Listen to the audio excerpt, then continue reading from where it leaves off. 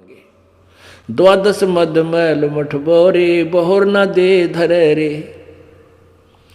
फिर बताते हैं दोजक भी सभी तय देखे, राजपाट के रसिया, और तीन लोग से तरपत नाही, ये मन भोगी खसिया। इस मन ने आज देखो, एक गरीब आदमी है, ने सोचे भगवान एक साइकिल हो जाए, साइकिल हो गया। फिर ने सोचे भगवान एक मोटरसाइकिल हो जाए, थोड़ा सा ब्योंत होते ही वह भी होगी। मोटरसाइकिल से अच्छा किसी का ब्योंत है तो कार ले ली, और कार भी छोटी मोटी है तो फिर ने सोचे तो खा ब्योंत हो गया, 20 लाख खड़ी लूँ, और तेरा गजब हो।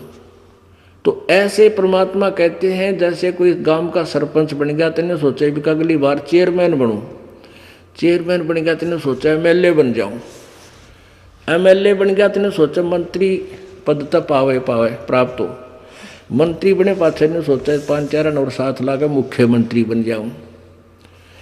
मुख्यमंत्री बन जाता है तो उसका इतना विशाल हो जाती है इच्छाएं कि सूत बैठ जाता है सेंटर की राजनीति और प्रधानमंत्री बनो, इतने टिकट कट ले फिर गधा मंत्री बना पाओगे तो। यानी जो करना था वो काम करया को नहीं। परमात्मा कहते हैं 3 लोग से तरपत नाही, ये मन भोगी खसिया। इन 3 लोग दे दे मन तो भी संतुष्ट नहीं हो सकता है। तो कैसे होगा? सतगुरु मिले तो इच्छा मिटे, पद मिल पदे समाना। कोई सतगुरु मिलेगा तो इसकी इच्छाओं को काटेगा चारों तरफ से। बेटा कुछ ना दे रहा इन बात में, बेटी मालिक बस पीछा छुटवा, ये तो काल का भयंकर जाल है। सतगुरु मिला तो इच्छा मिटे और पद मिल पदे समाना। पद होता है पद्धति, वे ऑफ वर्शिप, पूजा की विधि पद्धति। उस पद मिल यथार्थ भक्ति विधि प्राप्त होकर पद मिल पदे समाना। गीता जी अध्याय नंबर 15 के श्लोक 4 में कहा है कि उसके पश्चात उस परमेश्वर के उस परम पद की खोज करनी चाहिए, यानी उस अमर पद की, अमरपुरी की। तो सच्ची भक्ति पद मिल पदे समाना, ये है वो तत्व ज्ञान, ये है वो सूक्ष्म वेद, 5वां वेद, जिसके एक एक शब्द में, एक एक श्लोक में पता नहीं कितना गूढ़ रहस्य भरा हुआ प्रभु ने। कारण ये है कि ये सिंपल लैंग्वेज में है, और वो चारों वेद केवल संस्कृत भाषा में है, इतना ही अंतर था। अब ये सिंपल भाषा में होती हुई भी इसको समझना बालका का खेल नहीं है। तो कहते हैं सतगुरु मिले तो इच्छा मिटे, पद मिल पदे समाना, और चल हंसा उस लोक पठाऊं जो आदि अमर स्थाना।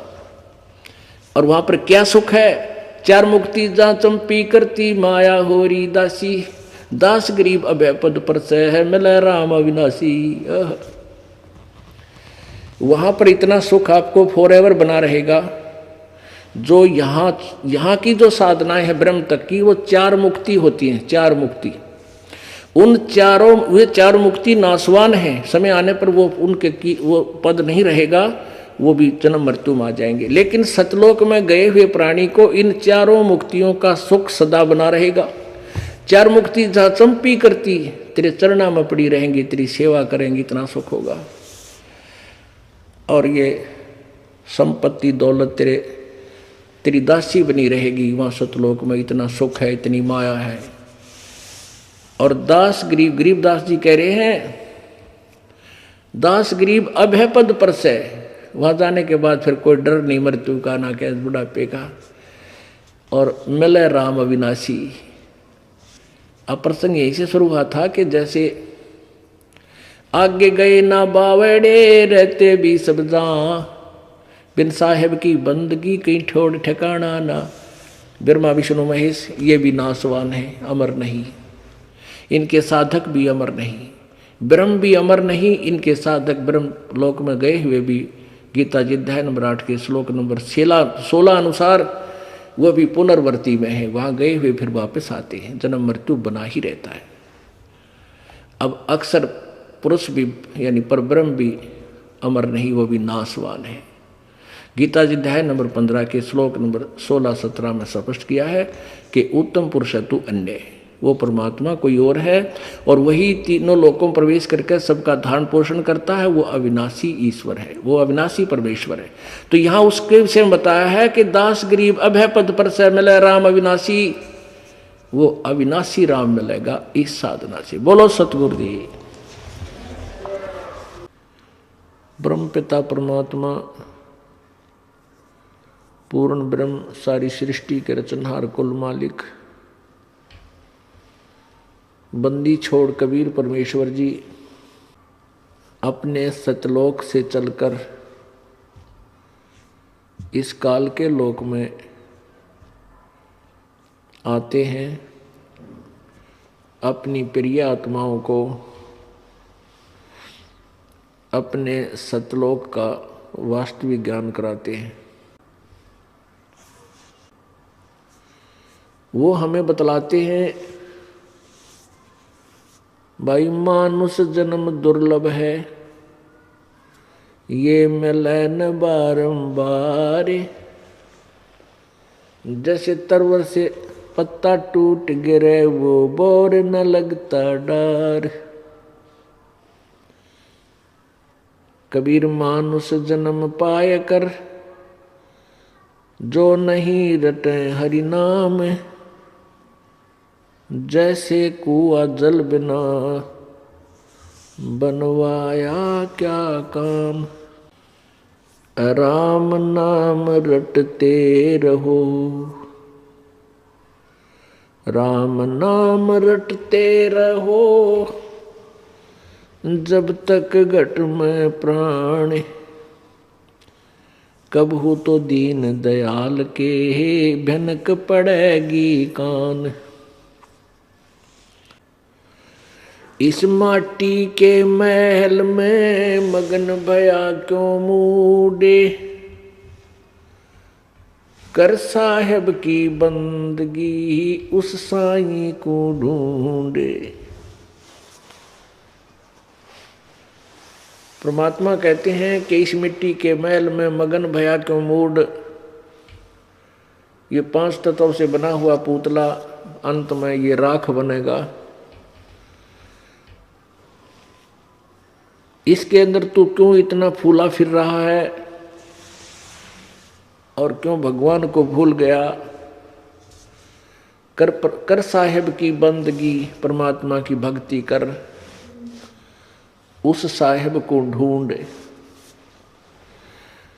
उस साहेब को, तत्व ब्रह्म को, अर्थात परम अक्षर ब्रह्म की खोज कर। वहां जहां जाने के बाद फिर कभी जन्म मृत्यु नहीं होता। निर्वाण निरंजन चिन भैया दुख दारिद्र मोक्ष करे करता। निर्वाण निरंजन चीन भैया दुख दारिद्र मोक्ष कर करता। निर्वाण निरंजन चीन भैया दुख दारिद्र मोक्ष करे करता। निर्वाण निरंजन, पूर्ण मोक्षदायक निरंजन। निरंजन का अर्थ होता है माया रहित प्रभु। माया रहित का अर्थ है जो किसी षड्यंत्र का सहारा नहीं लेता। वो निरंजन, निरंजन, माया रहित, वो परमात्मा कौन है? वो निरंजन पूर्ण परमात्मा है, सत्य पुरुष है। और एक है ये ज्योति निरंजन, ये भी अपने आप को कहता मैं माया से रहित हूं, लेकिन ये पूर्ण रूप से माया षड्यंत्रकारी है और माया से ही सारी दुनिया को भ्रमित किए हुए है। उस निरंजन को, उस पूर्ण परमात्मा की भक्ति कर, उसको ढूंढ। निर्वाण निरंजन चिन भैया दुख दारिद्र मोक्ष करे करता। गर्भवास मिटे निज नाम रटे क्यों, युगन युगन चोले धरता। निर्वाण निरंजन चिन भैया दुख दारिद्र मोक्ष करे करता। गर्भवास मिटे निज नाम रटे क्यों, युगन युगन चोले धरता। चल थीर करूं अवगत नगरी, तू लख 84 क्यों फिरता। चल थीर करूं अवगत नगरी, तू लख 84 क्यों फिरता। सत्संगति करे निज साधुन की, नहीं नाम बिना कारज सरता। सत्संगति ले निज साधुन की, नहीं नाम बिना कारज सरता। दयावंत विवेक भये बड़े ज्ञानी, टुक छेड़ करे त सब लड़ता। दयावंत विवेक भये ज्ञानी, टुक छेड़ करे त सब लड़ता। ये चुंडित मुंडित पकड़ लिए, इनसे जम किंकर ना डरता। ये चुंडित मुंडित सब पकड़ लिए, इनसे जम किंकर ना डरता। तू कौन कहाँ से आन फंदा, देखो आग बरानी क्यों जलता। तू कौन कहाँ से आन फंदा, देखो आग बरानी क्यों जलता। समझे नहीं सोख शूद्र गैले बड़े, भूत भये जो पिंड भरता। समझे नहीं सोख शूद्र गैले बड़े, भूत भये जो पिंड भरता। मुक्त होने का भेद कहूँ, चल चोर सुहंगम जित ढुरता। के दास गरीब निवास सदा जहाँ, नाद अखंड अजब घूरता। के दास गरीब निवास सदा जहाँ, नाद अखंड अजब घूरता। निर्वाण निरंजन चिन्ह भैया, दुखदारी दर मोक्ष कर करता। गर्भवास मिटे निज नाम रटे क्यों, जुगन जुगन चोले धुरता। अब इसमें क्या बताया है, अमरवाणी में गरीबदास साहेब जी ने के निर्वाण निरंजन, निर्वाण निरंजन पूर्ण मोक्षदायक परमात्मा को खोज पाई। जो दुख दारिद्र मोक्ष करे करता, आपके सब संकटों का निवारण करेगा। आपके दारिद्र को, आपके टोटे को, हर प्रकार की दारिद्र को नष्ट करेगा। जैसे यह संसारिक, यहाँ संसार में आपको धन की कमी है, धन की कमी यानी माया की कमी जिसके पास है, उसको दारिद्र बोलते हैं, यानी निर्धन। यहाँ तेरी निर्धनता को भी समाप्त करेगा और भक्ति की निर्धनता को भी समाप्त करेगा। यहाँ की निर्धनता तो ये है भी मकान हो जाए, परमात्मा एक मकान दे और हमारा काम टाइम पे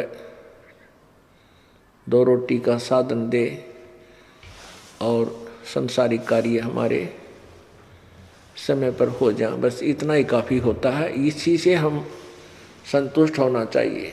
साईं इतना दीजिए जिसमें कुटुंब समावे, हम भी भूखे ना रहें, अतिथि ना भूखा जावे। इतनी मांग हमारी डिमांड भगवान के सामने होनी चाहिए, इससे ज़्यादा नहीं, तो वो अवश्य देगा। और फिर भक्ति का टोटा, निर्धनता, ये भी दूर करेगा। निर्वाण निरंजन चिन्ह भैया। फिर क्या बताते हैं, गर्भवास मिटे निज नाम रटे क्यों, युगन युगन चोले धरता।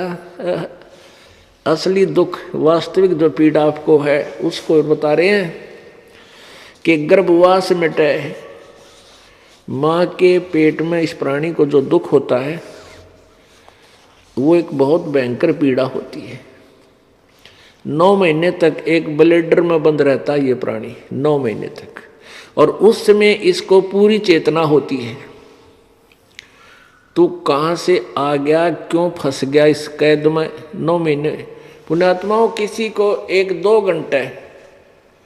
2 घंटे बोरी में बांध कर, किसी कपड़े में बांध कर उल्टा लटका दे, नानी याद आ जा 2 घंटे में। और हम 9 महीने लटकते माँ के पेट में, नीचे न मुंह, सिर और ऊपर न पैर। वो बहुत भयंकर पीड़ा आपको होती है। तो वहां इसको याद रहता है कि तू इस नरक में कैसे गिरा। सारी चेतना होती है कि मैंने भक्ति नहीं की, परम संत ना खोजे, सारा जीवन माया के जोड़ तोड़ में ही बर्बाद कर दिया। फिर ये माँ के पेट में बार बार कहता है परमात्मा, अब कै इस नरक से बाहर निकाल दे, आपकी भक्ति करूंगा। मतलब लड़की है चाहे लड़का, वो अब के गर्भ से बाहर कर भगवान आपकी भक्ति दिन रात करेंगे, और पीछे जो गलती बनी सो बनी, उसको दोहराऊंगा नहीं।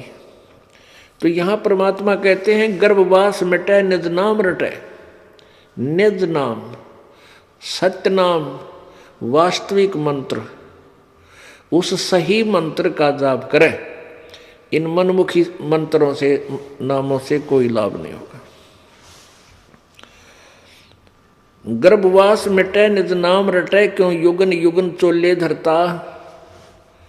क्यों युगन युगन चोले धरता। चोले माने शरीर धारण करता है, कभी पशु का चोला, कभी पक्षी का चोला, कभी मनुष्य का, ना जाने कितने कष्ट उठाता है। चल थीर करूं अवगत नगरी, तू लख 84 क्यों फिरता। उसके लिए कारण बताते हैं, उसकी विधि बताते हैं। भाई सत्संगति कर निज साधु की, नहीं नाम बिना कारज सरता।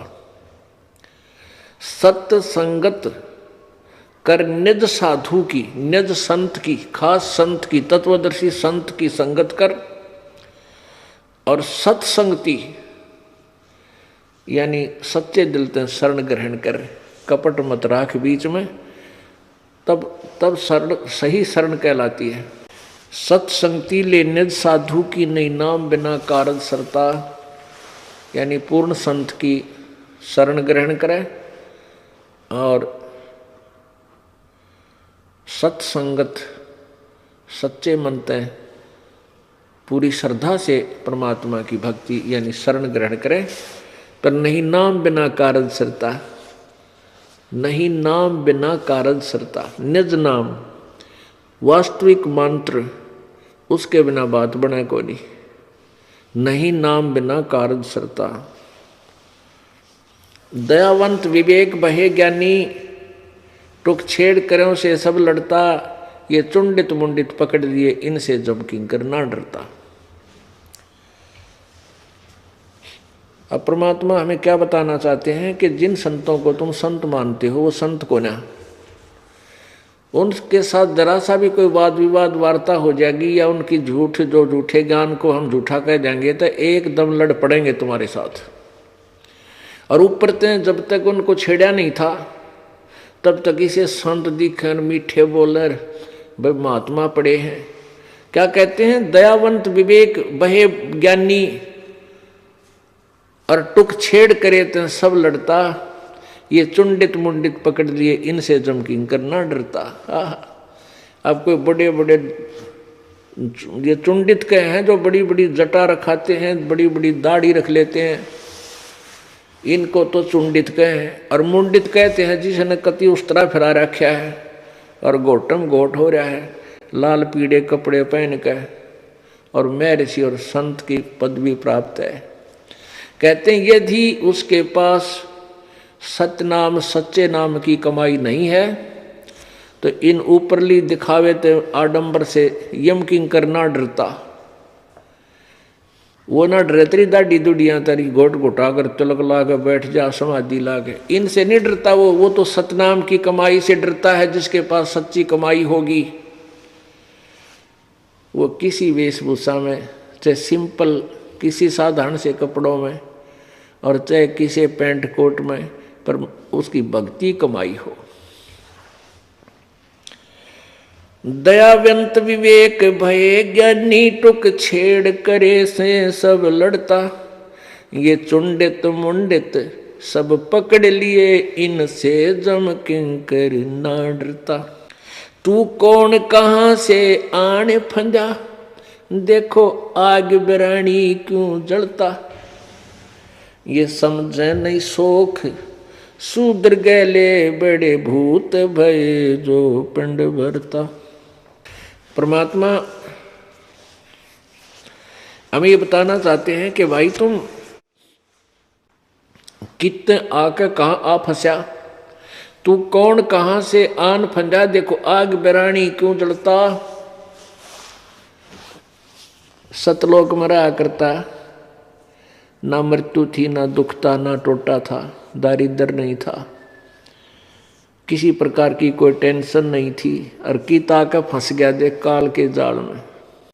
कहते हैं तू कौन कहाँ से आन फंजा, कीता का फंस गया, देखो आग बिरानी क्यों जलता। अब आग बिरानी क्या है? अब जैसे हम अज्ञानतावश अपना पूरा जीवन माया के जोड़ तोड़ में ही बर्बाद कर जाते हैं।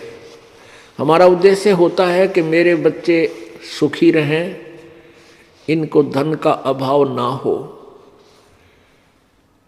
पुण्यात्माओं, यदि बच्चों की किस्मत में धन होगा भगवान देगा, और आप चाहते हो कि मैं इनको धनवान बना दूं और इधर से उधर करके सारा कितना मिलावट करके कहीं रिश्वत लेकर या दिन रात धंधा करके भगवान की भक्ति ना करके, ये आपकी अपनी सोच है, ये विधान नहीं है प्रभु का।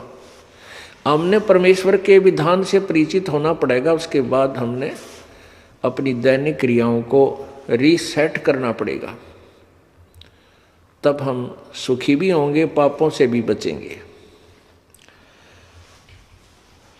अब यदि आपने धन जोड़ दिया और बालकों की किस्मत में कोई ना, वैसे निकम्मे पैदा हो जाएंगे, कोई गुट्टी लावेगा, कोई डाके मारन लग जाएगा, कोई और पंगा पा देगा, यानी वो पैसा तेरी आँखों का आगे बर्बाद कर देगा, क्योंकि उसकी किस्मत में है नहीं।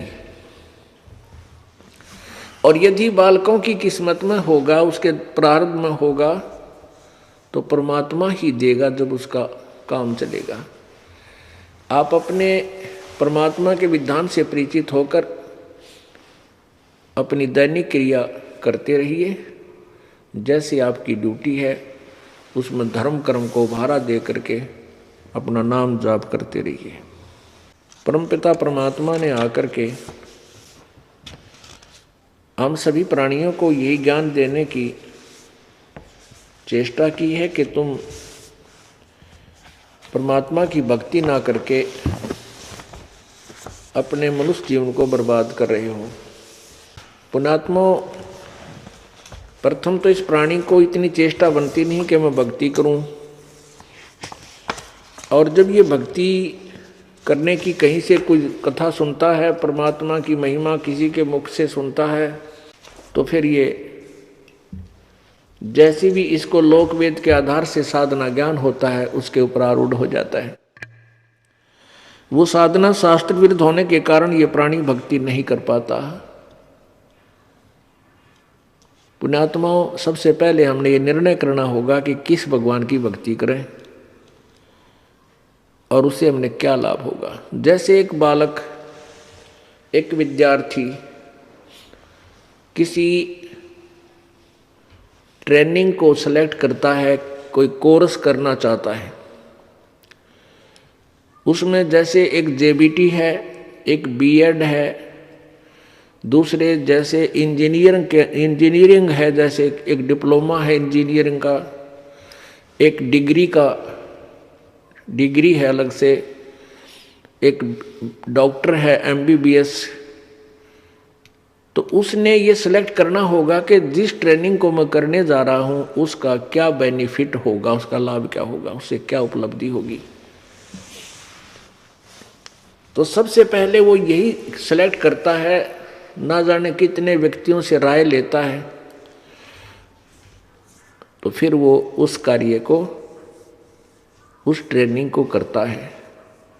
फिर वो निसंशय होकर लग जाता है और उसको सफल करके वो लाभ प्राप्त कर लेता है जो उसको पहले बताया गया था। तो हमने सबसे पहले परमात्मा सेलेक्ट करना है, चुनना है। परमात्मा कहते हैं तुम कौन राम का जपते जापम, अपनी महिमा आपा आके बतावें। तुम कौन राम का जपते जापम, और ताते कटे न तीनों तापम। तुम किन भगवानों की भक्ति करते हो जिससे तुम्हारे 3 ताप भी नष्ट नहीं होते। 3 ताप कौन कौन से होते हैं? आध्यात्मिक, अधिभूत अध्यात्म और अधिदेव। अब ये अध्यात्म जो कष्ट हैं, जैसे कोई किसी पर जंतर मंत्र कर देता है तो कहते हैं उसने उसका गाल गलवा दी, उसको ऐसे हो गया। तो वो इस प्रकार के जो अध्यात्म ताप हैं, पीड़ाएं हैं, ये भी इन भगवानों की भक्ति से नहीं होते। अधिदेव होता है, किसी ने श्राप दे दिया, वो देव या कोई देव रुष्ट हो गया, तो वो श्राप भी इन भगवानों की भक्ति से नहीं कटता। कौन से भगवानों की? परमेश्वर को के अतिरिक्त, पूर्ण ब्रह्म के अतिरिक्त ब्रह्मा विष्णु महेश जी, ब्रह्म और परब्रह्म, इनकी साधना से ये 3 ताप भी नाश नहीं होते। उदाहरण के लिए जैसे नारद जी ने श्राप दिया था विष्णु जी को कि तूने मेरे को बंदर का मुंह दे दिया और आज मैं एक स्त्री से शादी करने जा रहा था, आज मैं तुझे श्राप देता हूं कि तू भी एक जीवन स्त्री के वियोग में बितावेगा। अब वही हुआ। भगवान विष्णु श्री राम रूप में राजा दशरथ के घर उत्पन्न हुए, शादी हुई, विवाह होते ही वनवास हुआ। वनवास से सीता जी का अपहरण हुआ, फिर युद्ध करके रावण को मार कर फिर वो वापस लाए। एक धोबी के कहने से सीता जी को निकाल दिया। आजीवन स्त्री वियोग में ही बिताया, आजीवन स्त्री वियोग में बिताया श्री रामचंद्र जी उर्फ श्री विष्णु जी ने। फिर वही श्री कृष्ण रूप में आए। श्री कृष्ण जी को दुर्वासा ने श्राप दे दिया कि यादव कुल का नाश होगा। यादव कुल में श्री कृष्ण भी थे, तो श्री कृष्ण जी का पूरा परिवार आपस में लड़ मरा। पोते पौत्र प्रपौत्र सारे मर गए और विष्णु श्री कृष्ण जी भी उसी श्रापवश मारा गया। श्री कृष्ण जी बचाव नहीं कर सका। अब जैसे युधिष्ठिर को भयंकर स्वप्न आ रहे थे युद्ध के उपरांत, जब राज गद्दी पर बैठा, तो वो क्या थे? वो जैसे भूत पितरों के द्वारा प्रेरित और परेशान था, पीड़ित था। वो भूतों की परेशानी भी इन अन्य भगवानों की पूजा से नहीं समाप्त हुई। उसमें क्या किया गया था? श्री कृष्ण जी के आदेश अनुसार एक यज्ञ किया गया था। उस यज्ञ में ये रखा गया था कि एक शंख अलग रख दिया जाए 5 मुंह का, पंचायन, पंच आनन, पंचमुखी एक शंख अलग से रख दिया गया सुसज्जित स्टेज पर, और ये कहा गया था कि इसमें जो सभी संत साधु भक्त जितने आमंत्रित किए जाएं ज़्यादा से ज़्यादा कीजिए। सब भोजन खा लेंगे, भोजन खाते ही ये शंख बजेगा, और शंख ने आवाज़ कर दी अखंड, बहुत देर तक बजेगा, तो समझ लेना कि यज्ञ पूर्ण होगी। और यज्ञ पूर्ण होएगी तो तुम्हारे ये आपत्ति आई है युधिष्ठिर को, जो भयंकर स्वप्न आते हैं, भूत प्रेत दिखाई देते हैं, सिर कटे आदमी दिखाई देते हैं स्वप्न में, ये उससे कटेंगे। तो उस यज्ञ के अंदर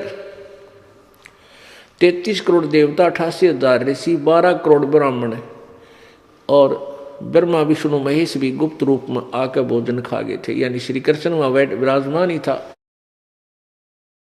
और तो भी शंख नहीं बजा।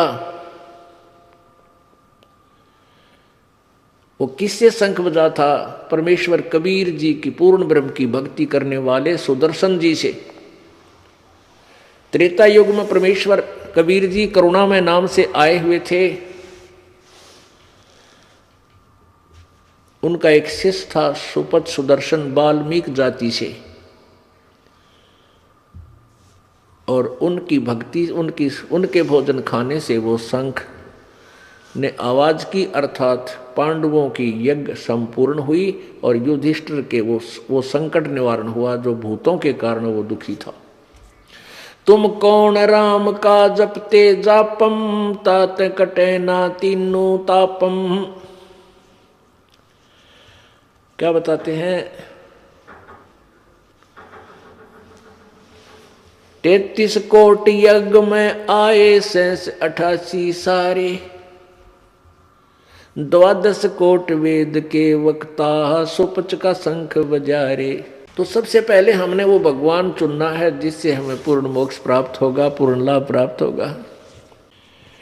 जब परमात्मा स्वयं यहाँ आते हैं, प्रत्येक युग में वो एक मनुष्य का जीवन जी करके आम व्यक्ति की तरह अपना कार्य करके एक लीला करते हैं, ताकि मेरा अनुसरण ये प्राणी करें और ऐसे मोक्ष होगा। परमात्मा आज से 600 वर्ष पहले कबीर देव जी, कबीर भगवान, सन 1398 में एक कमल के फूल पर बनारस काशी शहर में एक लहर तारा तालाब के में विकसित कमल के फूल पर एक शिशु रूप धारण किया, वहाँ प्रकट हुए। वहाँ से एक नीरू नीमा नाम के मुसलमान दुल्हा, वो धानक उनको उठा ले गए, उनका संतान नहीं थी। लीला में तरीके से परमात्मा बड़े हुए, धीरे धीरे बालक हुए, फिर बड़े हुए तो दुल्हे का काम करने लगे, जिस कारण से वो धानक कबीर कहलाए, वो जुलाहा कबीर कहलाए। पुण्यात्माओं, परमात्मा आकर के हमें ये बताना चाहते हैं कि आप लोगों की जो धारणा थी कि उस समय के क्या कारण था कि सभी ये जो मानते थे कि ब्राह्मण लोग ही भक्ति करने योग्य हैं, यही सूचे हैं। छोटी जाति वाले यानी जिनको शूद्र वर्ण कहते थे, ये भक्ति नहीं कर सकते। अब परमात्मा ये कहा करते थे, भाई परमात्मा के दरबार में ये जाति धर्म नहीं है, वो तो आत्मा का सौदागर है। जिसकी आत्मा निर्मल है, सत भक्ति करता है, छल कपट से रहित है, वो किसी भी वर्ण में जन्मा है, चाहे ब्राह्मण है, चाहे क्षत्रिय है, चाहे शूद्र है, चाहे वैश्य है, परमात्मा अपनी आत्मा को देखता है। और जो परमात्मा की सच्ची भक्ति करता वो मालिक के योग्य हो जाएगा, वो सतलोक चला जाएगा। उस समय परमेश्वर कबीर जी जगह जगह जाकर के सत्संग किया करते थे। एक समय वो परमात्मा जब सत्संग किया करते थे, अपने विचार व्यक्त करते थे, पहले तो कहीं भी खड़े होकर के बाजार में अपनी एडवर्टाइजमेंट आप पर कराया करते थे, कहीं खड़े होकर के, और गान लाग जाते शब्द, आजा बंदे शरण राम की, फिर पाछे पछतावेगा। भाई आजा बंदे शरण राम की, फिर पाछे पछतावेगा। भाई आजा बंदे शरण राम की, फिर पाछे पछतावेगा। बाड़ू की बीत पवन का खंबा, कद लग खैर मनावेगा। हाँ बाड़ू की बीत पवन का खंबा, कद लग खैर मनावेगा। आजम तेरे घट न घेरे, तू राम कहने ना पावेगा। आजम तेरे घट न घेरे, तू राम कहने ना पावेगा। आजा बंदे शरण राम की, फिर पाछे पछतावेगा। भाई आजा बंदे शरण राम की, फिर पाछे पछतावेगा। काल बलि तेरे सिर पर बैठा, बोझा पकड़ ले जावेगा। हाँ काल बलि तेरे सिर पर बैठा, बोझा पकड़ ले जावेगा। मात पिता तेरा कुटुंब कबीला, सारा खड़ा लखावेगा। हाँ मात पिता तेरा कुटुंब कबीला, सारा खड़ा लखावेगा। भाई आजा बंदे शरण राम की, फिर पाछे पछतावेगा। धर्मराय तेरा लेखा लेगा, वहाँ क्या बात बनावेगा। हाँ धर्मराज तेरा लेखा लेगा, वहाँ क्या बात बनावेगा। लाल खंभ से बंजा जा, बिन सतगुरु कौन छुटावेगा। लाल खंभ से बंधा जागा, बिन सतगुरु कौन छुटावेगा। भाई आजा बंदे शरण राम की, फिर पाछे पछतावेगा। भाई आजा बंदे शरण राम की, फिर पाछे पछतावेगा। दिया लिया तेरे संग चलेगा, ये दरिया डका रह जावेगा। हाँ दिया लिया तेरे संग चलेगा, दरिया डका रह जावेगा। कह कबीर सुनो भाई साधो, करनी के फल पावेगा। कह कबीर सुनो भाई साधो, करनी के फल पावेगा। भाई आजा बंदे शरण राम की, फिर पाछे पछतावेगा। अब परमात्मा कहीं भी खड़े होकर के, कहीं पर तंबूरा ले लेते थे, एक तारा लेकर के, ताकि दुनिया कुछ पुण्यात्मा मेरे पास आ जाए और मेरे विचारों को सुने। कितने दयालु है मालिक।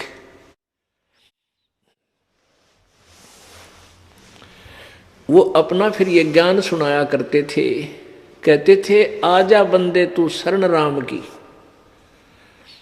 फिर पाछे पछतावेगा। या बाड़ू की भीत पवन का खंबा, कद लग खैर मनावेगा। आजा बंदे शरण राम की, भगवान की शरण, उस परमात्मा की शरण ग्रहण कर, जिसकी कृपा से तू परम शांति और शाश्वत स्थान पर सनातन परम धाम को जागा। अर्जुन गीता जी अध्याय नंबर 18 के श्लोक नंबर 62 में गीता ज्ञान दाता किसी अन्य, अपने से अन्य परमेश्वर के विषय में बता रहा है। तो वो परमात्मा स्वयं ही खड़ा होकर कह रहा है, आप पे आरती आप पे साजे, आप किंगर आप बाजे आप ताल झान झनकारा आप नचे आप देखना। आप भगवान आप एक दास बने और आप ही अपनी महिमा सुना रहा है कि आजा बंदे सन राम की फिर पाछे पछतावेगा। और ये बालू की भींत पवन का खंबा कदलक खैर मनावेगा। जैसे बालू रेत का कोई द्वार बना दिया जाए, वो कितनी कच्ची होती है, कोई पशु का धक्का लग जा तो गिर जा, वर्षा आ जा तो बह जा, तेज हवा चाल पड़े तो उसमें कट जा वो, यानी बिल्कुल अस्थायी, उसका कोई भरोसा नहीं किस कारण से टूट कर गिर जा। तेरा शरीर ऐसा है, ये मानव का शरीर, ये प्राणी का शरीर जो है स्थूल शरीर आपका इतना कच्चा है। और इस बाड़ू के भीत में अर्थात इस कच्चे शरीर को तू कितने दिन रखना चाहता है, कितने दिन खैर मनावेगा? क्योंकि सबसे पहला डर तो हमने मृत्यु का ही होता है। और ने बचाव सा करते रहे, भगवान जीवन बचा रहे। परमात्मा कहते कितने दिन रखना चाहे इसने, यो 70 साल पाछे तो आप पर तेरी शायद हो जाएगा, 70 साल पाछे तो यो तेरे जी का झाड़ हो जाएगा, तेरा ही शरीर। कदे झाड़ पड़वाणी, कदे आँख बढ़वाणी, गोड्डे दुखे, कदे पिंडी भड़के, कदे घर के खुरकावें, बैठा बैठा रोए कूण में। तो कहते तू फिर कितने दिन जीना चाहता है शरीर में? जो तेरा मूल काम है उसने भूल के और क्या करने लग रहा है? तो क्या बताते हैं, बालू की भींत पवन का खंबा, इस श्वास से ये खड़ा है। बालू की भींत ये पवन का खंबा कदलक खैर मनावेगा। आजम तेरे घटने गिरे, तू राम कहण नहीं पावेगा। जो भक्ति नहीं करते, अंत समय में यम के दूत आकर के उनके अंदर से जुबान बंद कर देते, उनका स्विच ऑफ कर देते हैं, उनकी जुबान उठती नहीं, पैरालिसिस हो जाता है। कि उनको पता है कि कहीं ये राम का नाम ना ले ले, क्योंकि उस समय इतनी पीड़ा बन जाएगी उसको कि कोई उसने कहेगा ना राम राम बोले ना जा, ना वो सुने, उसने बस समझ में को नहीं आ। और जिन्होंने पहले से भक्ति की हुई है उनके पास यम के दूत नहीं आएंगे, उनको ऐसी दिशा, उनकी मृत्यु नहीं होगी ऐसी दशा से। तो क्या बता रहे हैं परमात्मा, काल बलि तेरे सिर पर बैठा भुजा पकड़ ले जावेगा, मात पिता तेरा कुटुंब कबीला सारा ही खड़ा लखावेगा। ओह, जिस संपत्ति और संतान को तू अपनी मान के निश्चिंत हुआ बैठा है, आपका ना जाने कब यहाँ से जाने का समय आ जाएगा और ये काल बलि आपको पूरे परिवार से निकाल ले जाएगा, सब चिल्लाते रह जाएंगे। फिर क्या बताते हैं कि धर्म राय फिर लेखा लेगा, यहाँ का न्यायाधीश तेरा फिर अकाउंट लेगा, तेरे लेखा लेगा, फिर वहाँ के बात बनावेगा। अब जैसे यहाँ कोई सत्संग में नहीं आता है, अब सत्संग में नहीं आता है, उसको कोई कहता है सत्संग में चाल, वो कहता भाई टाइम को ना, समय को नहीं, कोई बात ना। कहते हैं जब धर्मराज के दरबार में तू खड़ा होगा फिर के बात बनावेगा, वहां कोई नहीं चलेगी तेरी। तो परमात्मा कहते हैं फिर लाल खंभ से बांधा जा, ताते खंभ गरम, पूरे गरम लोहे के खंभे होते हैं ऑटोमेटिक उस स्वर्ग नरक में, और उनके साथ कहते हैं इसको बांध दिया जाता है रस्से से, और ये चिल्लाता है लाल खंभ से बांधा जा, बिन सतगुरु कौन छुटावेगा। पुण्यात्मा, जैसे अपराधी को बांध दिया जाता है, सजाएं दी जाती हैं, तो वहाँ तो बहुत भयंकर पीड़ा दी जाती है उस नरक के अंदर। और कहते वहाँ तुझे कौन छुटावेगा जो लाल खंभ से बांधा जा। पुण्यात्मा, यहाँ आपको किसी भी कारण से पुलिस पकड़ ले जाती है, आप मान लीजिए निर्दोष भी हो और फिर भी किसी भी कारण से, तो वहाँ आप किसी अपने प्रभावशाली व्यक्ति से संबंध साधते हो कि वो ऐसा प्रभावशाली हो जिसका थानेदार के ऊपर रौब हो, और वो थानेदार उसके कहने से आपको रिहा कर दे, छोड़ दे। तो यहाँ आपको एक सिफारशी की जरूरत पड़े। इसी प्रकार जब आप वहाँ लाल खंभ से बांध दिए जाओगे तो कहते बिन सतगुरु कौन छुटावेगा। अब क्या होता है, परमात्मा कहते हैं जो हमारे भक्त किसी भी जन्म में और कुछ दिन के लिए भी यदि शरण में आए हैं, कोई भोली आत्मा 1 वर्ष 2 वर्ष भक्ति करके और छोड़ देता है, गुरुद्रोही नहीं बनता है, यानी भक्ति ही त्याग देता है और फिर अपने घुटी सूटी लाने लग जाता है, वहीं पूजाएं शुरू कर देता है, तो वो जब वहाँ जाता है उसको सजा दी जाती है, फिर उस प्यारी आत्मा को यो ज्ञान याद आता है। कौन सा ज्ञान? शिव मंडल ब्रह्मापुरी चाहे विष्णु लोक में हो, हमरे गुण भूले नहीं तो आन छुटाऊं। तो परमात्मा कहते हैं अपनी प्यारी आत्मा को कि मान ले किसी कारण से नालायक ने गलती कर दी और वहाँ जैसे अच्छी पुण्यात्मा है वो स्वर्ग चली गई, स्वर्ग में फिर अपना समय पुण्य समाप्त किए, फिर विष्णु लोक में चले गए, क्योंकि आपको जो प्रथम मंत्र दिया जाता है ये इन भगवानों की भक्ति का है, ब्रह्मा जी, विष्णु जी, शिव जी, गणेश जी, दुर्गा जी। और आप जो साधना 2-4 वर्ष कर लेते हो, छोड़ दो, फिर इसको छोड़ भी देते हैं, तो इनकी इतनी कमाई बन जाती है कि आपको इनका बेनिफिट इन भगवानों के लोकों में अच्छा देव पद प्राप्त हो जाता है। लेकिन कटेगी जेब आपकी, आपका पुण्य खत्म होगा। जब आपको ब्रह्मा जी के मंत्र का जाप की कमाई समाप्त हो जाएगी तो ब्रह्मा के लोक से आपकी मृत्यु होगी, फिर विष्णु लोक में आपका जन्म होगा, वहाँ किसी देव के घर आपका जन्म होगा। जब वहाँ आपकी कमाई समाप्त हो जाएगी उस दूसरे मंत्र की, विष्णु जी वाले मंत्र की, फिर आपकी शिव जी के लोक में आपका जन्म होगा। जब वहाँ की समाप्त हो जाएगी कमाई तो दुर्गा के लोक में आपका जन्म, वहाँ कोई पद प्राप्त होगा। तो ऐसे काफ़ी हजारों वर्षों तक आप वहाँ स्वर्ग में आनंदित रहोगे। उसके बाद क्या होगा कि आपको वो पुण्य समाप्त होने के बाद फिर नरक में ठोका जाएगा और फिर आप रोओगे, क्योंकि जब तक सुख था तब तक कोई याद नहीं भगवान की, तब वहां रोते हो। तो उस समय परमात्मा जब ये वहां चिल्लाता है बुरी तरह, तो मालिक जाता है कि बेटा आपने किसी गलती की थी, नाम छोड़ दिया था, अब तेरे को मुक्त कराऊंगा, लेकिन अभी नहीं, अभी तो और धक्के खा यहाँ पर है।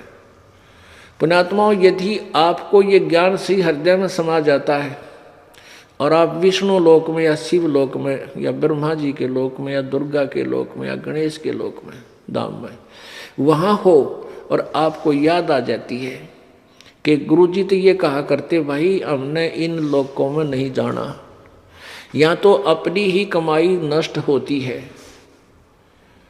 और या तो बात बिगड़गी। और फिर भी वो नादान प्राणी यदि मुझे याद करेगा, परमात्मा कहते हैं कबीर जी, रोता है आत्मा से, हे भगवान मेरे पर गलती बन गई, हे परमात्मा मैं गलत जगह आ गया, मेरा पीछा छुटवा लो। कहते हैं शिव मंडल ब्रह्मापुरी चाहे विष्णु लोक में हो और हमारे गुण भूले नहीं तो आन छुटाऊं। तो वहां भी जाता है परमात्मा और उनसे निकाल लेता है, छोड़ो इसको, फिर पुनः जन्म देता है और फिर कहता है बेटा भक्ति करना। तो पुण्यात्माओं, यहां परमात्मा क्या कहना चाहते हैं कि लाल खंभ से बंध जा बिन सतगुरु कौन छुटावेगा, यानी उस पीड़ा से तुम्हें सतगुरु के बिना कोई भी नहीं बचा सकता, जो नरक में आपने भोगनी पड़ेगी। इसलिए अपना गुरु बना करके, सच्चा गुरु बना करके, सत्य भक्ति करके पीछा छुटवाओ। पुण्यात्माओं, परमात्मा जब खड़े होकर के आवाज लगाया करते थे, जगह जगह जाकर के बहुत सी पुण्यात्माएं उनके साथ होगी थी, उनके विचारों से प्रभावित होगी थी, और परमात्मा आशीर्वाद देते थे, उनके दुख दूर हो जाते थे।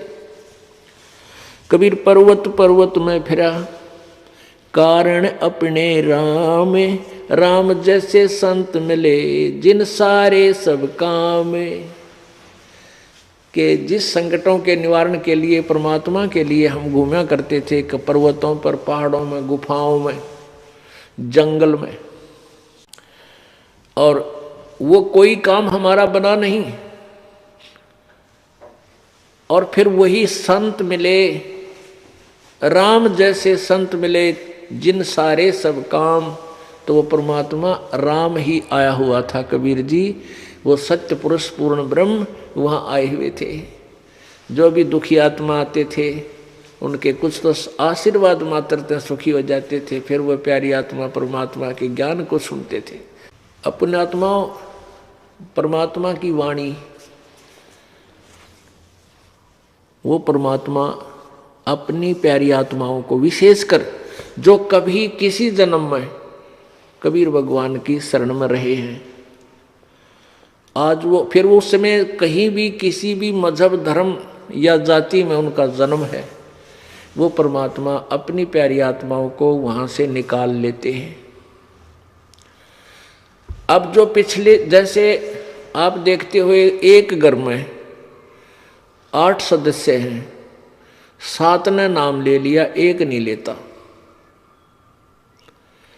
एक घर में 4 सदस्य हैं, 3 ने नाम ले लिया, एक ना लेता। कितना ही पचले कति नहीं लेता, सुनता भी कोई नहीं, बल्कि उठ पटांग बकवास करता है। तो वो कारण क्या है? वो कारण है कि वो पिछले जन्म में कभी परमेश्वर की, कबीर जी की शरण में नहीं रहा। वो काग का बच्चा है, और जो परमात्मा की शरण में आगे वो कोयल के बच्चे थे। ये एक कोयल क्या करती है, एक पक्षी है कोयल, वो अपना अलग घोंसला बनाकर अपने अंडे उत्पन्न नहीं करती, क्योंकि वो काग जो है, कौवे जो होते हैं, वो उस कोयल के अंडों को खा जाते हैं, वो उनको परिफुल्लित नहीं होने देते, खत्म कर देते हैं, नष्ट कर देते हैं।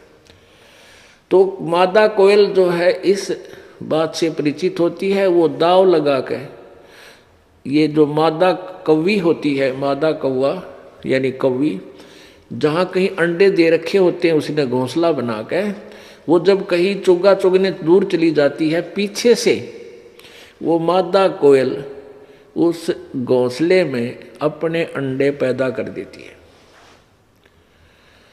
अब पहले 2 थे, 2 और उत्पन्न कर दिए उसी में उसने। वो मादा कौवी आती है, वह कौवी आती है, आके देखती है कि 4 अंडे हैं। अब वो पहचान नहीं पाती मेरे कौन से हैं, तो सारे के सारों को परिपक्व करने लग जाती है। जब उसमें वो बच्चे बन जाते हैं, और वो कोयल ध्यान रखती है, उस पर जो पूरी नज़र रखती है कि ये बालक, मेरे बच्चे किस समय उड़ने योग्य हो, और उसी समय इनको ले चलूँ यहाँ से। जब वो देख लेती है कि ये बच्चे अब कुछ उड़ने लायक हो गए हैं, उस समय दूर पेड़ पर बैठ कर कोयल अपनी प्यारी बोली बोलती है। वो कुहू कुहू की आवाज़ लगाती है, और कोयल के बच्चे अपनी माता की आवाज़ को सुनकर एकदम ऐसे फड़फड़ी सी लेते हैं, और जिधर भी आवाज़ आ रही होती है उसी तरफ उड़कर चल पड़ते हैं। लेकिन वो काग वाले नहीं उड़ते, वो वहीं बैठे रहते मस्ती में, उनको कोई लेना देना नहीं, उनका असर नहीं होता उस बोली का। अब वो कोयल वाले उड़कर अपनी माँ की आवाज़ की तरफ चल पड़ते हैं, और वो मादा कोयल उड़कर फिर आगे को बोलती हुई चल पड़ती है, वो पीछे पीछे उसके बच्चे चल पड़ते हैं। उधर से वो कौवी देखती है कि तेरे बच्चे गए, वो उनके पीछे कुछ दूर तक दौड़ती है, फिर सोचती है कि ये तो गए सो गए, वो 2 और रह गए मेरे, कहीं वो ना बर्बाद हो जाए, वापस आ जाती है उनके पास। और कभी वह कोयल अपने बच्चों को लेकर दूर चली जाती है और वो बच्चे फिर अपनी माँ को पहचान लेते हैं। तो पुण्यात्माओं, जो इस परमेश्वर की वाणी को, ज्ञान को स्वीकार नहीं करते, वो काग वाले हैं, और जो इस मालिक का ज्ञान सुनते पीछे पीछे हो लेते हैं, वो परमात्मा कोयल वाले हैं, यानी कबीर भगवान के बच्चे हैं। वो किसी जन्म में मालिक के साथ रहे हुए हैं।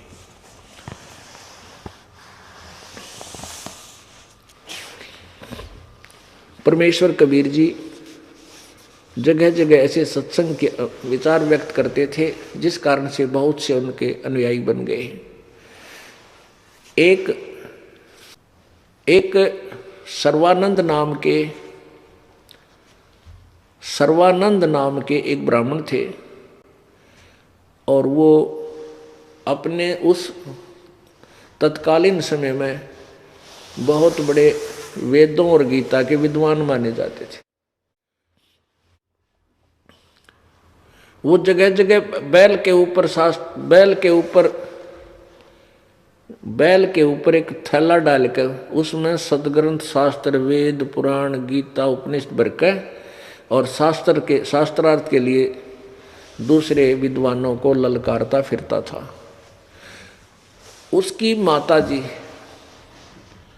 उनकी माताजी का नाम शारदा था, ब्राह्मण कुल में जन्म था। वो भयंकर रोग से पीड़ित थी। शारदा जी ने अपने संकट निवारण के लिए सभी ब्राह्मणों से जो वेल नोन थे, उनसे अपना अर्ज की कि मुझे ऐसे संकट है, कुछ कृपा करो। उन्होंने पहले तो जंतर मंत्र बताए, ऐसा करो, ऐसा करो, ऐसा करो, ये जाप करो, ये पूजा कर दो, वहाँ ऐसा करा, उस मंदिर में ये चढ़ा दो। वो सारा कर लिया, कोई लाभ नहीं हुआ।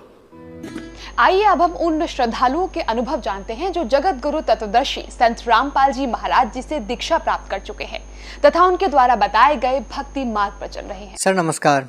नमस्कार सर। सर क्या नाम है आपका? लक्ष्मण सिंह राजपूत। लक्ष्मण जी कहाँ से आए आप? हम ग्वालियर जिले के भितरवार तहसील है हमारी, ग्राम गड़ाजर है। सर संत रामपाल जी महाराज से नाम दीक्षा कब लिया आपने? 2013 में। संत रामपाल जी महाराज से नाम दीक्षा लेने से पहले आप क्या भक्ति करते थे? शंकर जी की भक्ति करते थे, माता दुर्गा की करते थे, हनुमान जी की सेवा करते थे, पूजा करते थे, और हनुमान जी पर चोला चढ़ाया करते थे। सब देवी देवताओं से हम पूजा करते थे। मैंने 4 साल तो गणेश जी की आराधना भी की है, गणेश जी को पधरवाया है। 9 साल मैंने देवी को भी पधरवाया है, दुर्गा जी को। जो मैंने सेवा की है उनसे हमें कोई लाभ नहीं मिला। परेशानी हम पे आती रही। ज़्यादातर सबसे ज़्यादा परेशानी हमारी माता जी में, माता भरी रहती हमेशा, और जितनी भी होती, जब कोई बात आती तो माता जी एकदम फनफनाने लगती, और मेरे को नहीं पूछ रहे, ये नहीं कर रहे, वो नहीं कर रहे आप, और ऐसे अपने मनमानी काम कर लेते हैं। इतने हमारे बेटे में प्रीत आ जाते थे, वो प्रीत परेशान करते थे हमको। पिताजी हमारे बीमार हो जाते थे, इतने बीमार हो जाते थे कि मैं परेशान हो जाता था। बच्ची मेरी उसको इतनी ब्यादा थी कि मैंने अपने ग्वालियर ज़िले में, शिवपुरी ज़िले में, और दतिया ज़िले में, और भिंडो मुरैना ज़िले में इतने मैंने सियानों को, इतने सियाने और दीवाने अघोरी ऐसे समय मेरे पे आए कि रात में मुझे सुगंध के दांत मंगवाए। मेरे जो सियाने आते थे उनने कि आप शुगर के दांत लेके आओ, तो रात के 12 बजे शुगर के दांत लेके आते थे। और वो कहते थे रात में मनुष्य की हड्डी लेके आओ, तो रात के 12 बजे हड्डी लेने जाता था मरघटा में। ऐसा समय मैंने देखा। सर जैसा कि आपने बताया कि पहले आप बहुत साधना करते थे, आपने सभी प्रकार के देवी देवताओं की पूजा भी की, उसके बाद भी आपको लाभ नहीं मिला, तो आपने तंत्र विद्या का भी सहारा लिया, झाड़ फूक भी करवाए। तो सर इतनी सारी साधनाएं करने के बाद भी आपको लाभ नहीं मिल रहा था, तो फिर आप संत रामपाल जी महाराज की शरण में क्यों गए? जब मैं पूरी तंत्र विद्या से, जिस सियानों से, दीवानों से और देवी देवताओं से परेशान हो गया, बुरी तरह से मैं हताश हो गया। जब एक दिन बैठे थे ऐसे ही, तो मेरे दोस्त था राजेश दास, तो वो राजेश पवैया, तो उसने कहा कि भाई तू परेशान है, तो जब वहाँ एक संत रामपाल जी महाराज है हरियाणा में, वहाँ नामदान ले। मैंने कि कौन से संत रामपाल जी, कैसे संत रामपाल जी, क्या है संत रामपाल जी, क्या मेरी परेशानियों कर लेंगे? कि बोले एक बार तू ज्ञान गंगा पुस्तक पढ़ के देख भाई, तो तेरे का कष्ट हट जाए। तो मैंने कि बता भाई कौन सी ज्ञान गंगा है। ज्ञान गंगा देखा तो मैंने ज्ञान गंगा देख के फोटो देख के हंसा मैंने कि वाह जय संत रामपाल जी महाराज मेरा कष्ट लेंगे। ऐसे ऐसे देवी देवताओं की मैंने पूजा करी है। हर बजरंग पे मैंने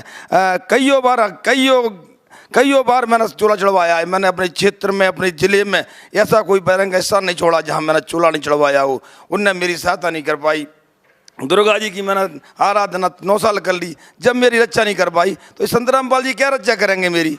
तो बोले भाई देख तो ले एक बार। तो मैंने उन पे से ज्ञान गंगा ली और ज्ञान गंगा जब मैंने पढ़ी तो ज्ञान गंगा के 4 पेज मैंने वहीं भूमिका के पढ़े। 4 पेज पढ़ने के बाद मेरे दिमाग एकदम खुल गया। मैंने दिमाग खुला तो मैंने उस ज्ञान गंगा से उनसे कही भाई इसको मैं ले जा सकता हूँ। बोले भाई ले जा सकते हो। मैंने 2 महीने ज्ञान गंगा को पढ़ा। जब उसमें मेरी समझ में आया, जब मैं संत रामपाल जी महाराज के यहाँ गया और वहाँ से नाम दीक्षा मैंने 2013 में प्रकट दिवस के दिन ली।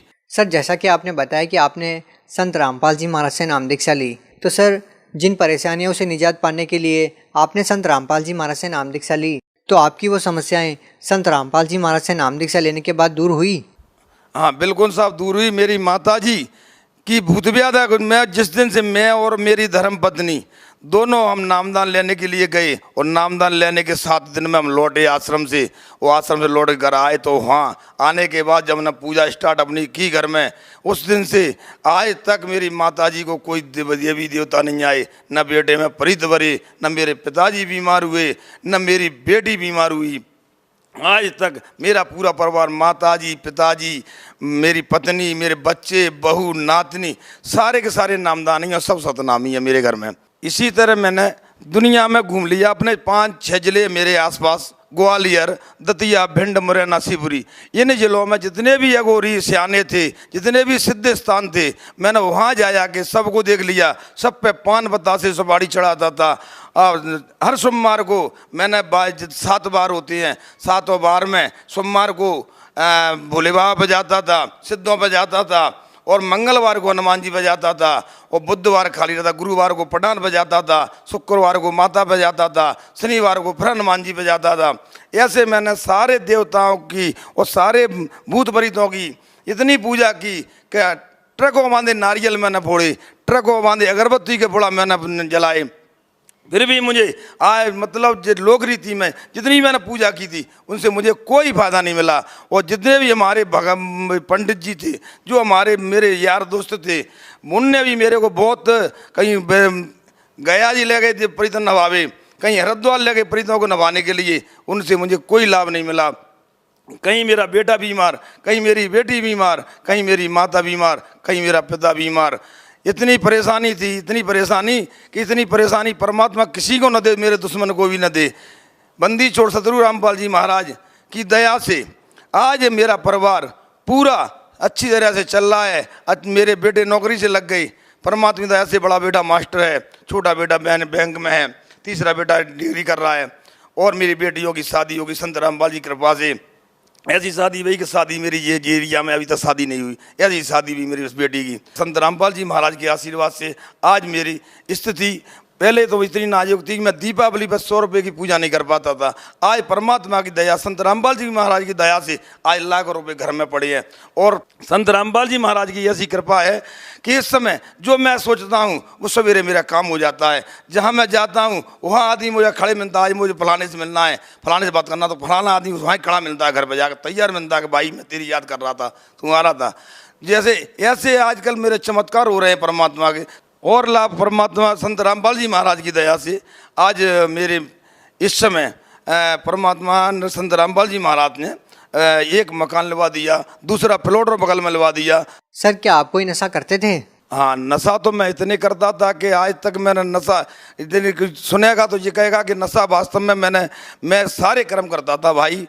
मैं ऐसी जाति से राजपूत जाति से हूँ, ठाकुर जाति से हूँ और ठाकुर जाति में सारे काम होते थे। मैं इतना मैं कर रहे दिल का था कि मैं चाहे ऐसी बात कर देता था। मैंने नेतागिरी भी की है। उस समय मेरे लोग आते थे, दारू पीते थे, मीट खाते थे, मैं स्वयं दारू पीता था, एक बोतल दारू पीता था, एक मुर्गा की टांग ले लेता था, वो अकेला खा जाता था।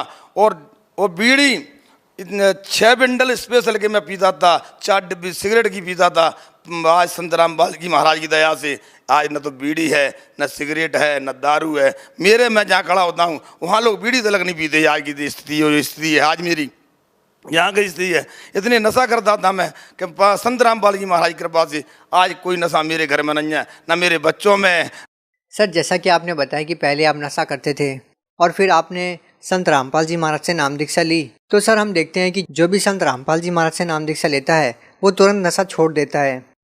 सर, संत रामपाल जी महाराज ऐसी क्या जड़ी बूटी देते हैं, ऐसे क्या मंत्र देते हैं जो भी उनकी शरण में जाता है वो नशा छोड़ देता है? सर जी, जब मैं नशा करता था और नशा करने के बाद जब मैं संत रामपाल जी महाराज जी के पास गया तो नाम दीक्षा लेने के बाद में जब गुरुजी के मैं दर्शन करने के लिए गया, संत रामपाल जी महाराज जी के दर्शन किए और संत रामपाल जी महाराज ने मुझे आशीर्वाद दिया। उस समय से एकदम शरीर में मेरे में ऐसे बिल्कुल सीरा सा सन्नाटा सा आ गया कि मेरे अंदर कुछ नहीं रहा। उस दिन से आज तक नशे का तो ना मेरे बगल में नहाने की इच्छा ही नहीं हुई।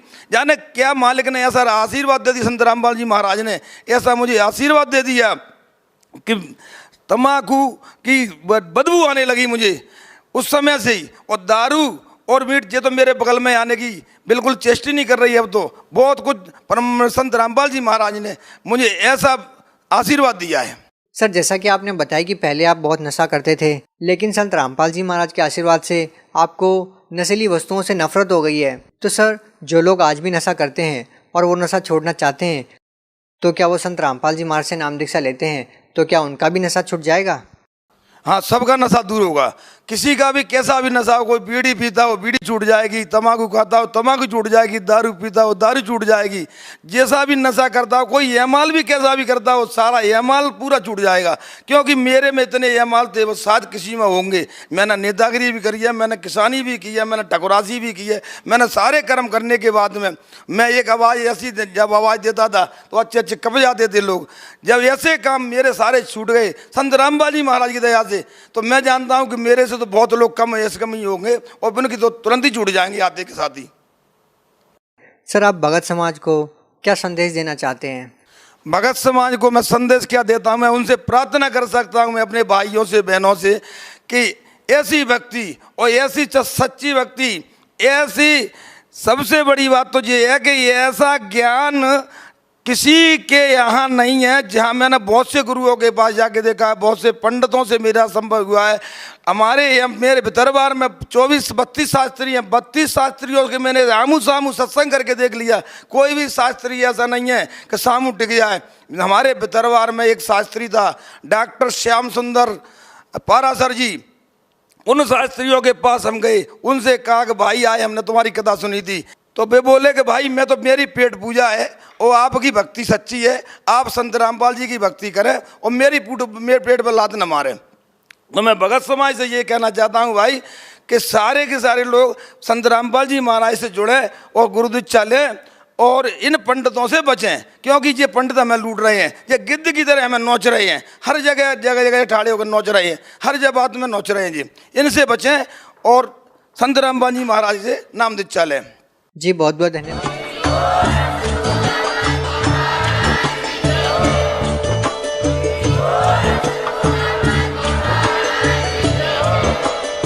आप सुन रहे थे जगत गुरु तत्वदर्शी संत रामपाल जी महाराज जी के मंगल प्रवचन। अधिक जानकारी के लिए विजिट कीजिए हमारी वेबसाइट www.jagatgururampalji.org। संत रामपाल जी महाराज जी के शुभ आशीर्वाद से पूरे विश्व भर में 500 से भी ज्यादा नाम दीक्षा केंद्र हैं, जिन पर संत रामपाल जी महाराज जी द्वारा ऑनलाइन निशुल्क नाम दीक्षा दी जा रही है। अपने नजदीकी नाम दीक्षा केंद्र का पता करने के लिए संपर्क करें 8222880541।